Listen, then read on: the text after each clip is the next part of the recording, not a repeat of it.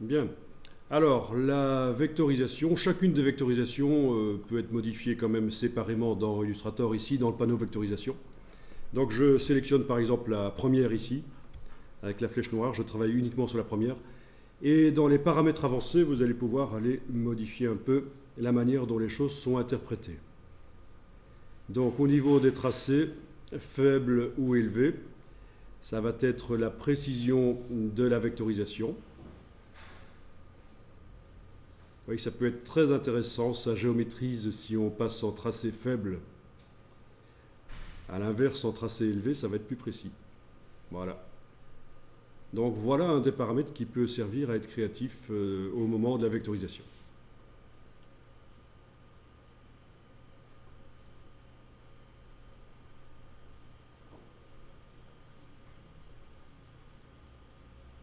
Ok.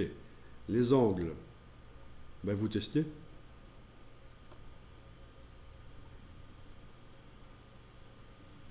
Plus ou moins d'angles. Bon, ça se verra surtout quand on a une précision faible en fait.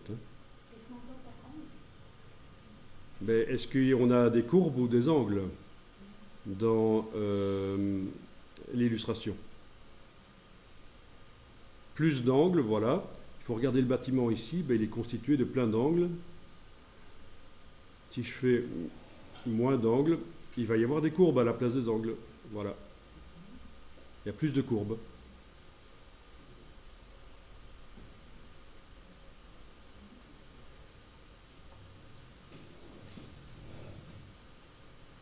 Bon, le bruit, là aussi, vous pouvez tester.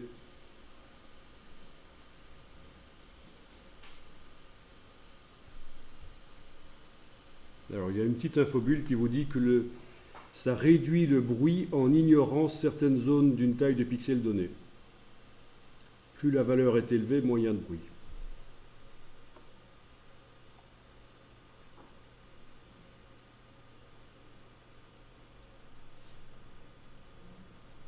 Bon, voilà, pour le reste, il n'y a pas grand-chose à faire.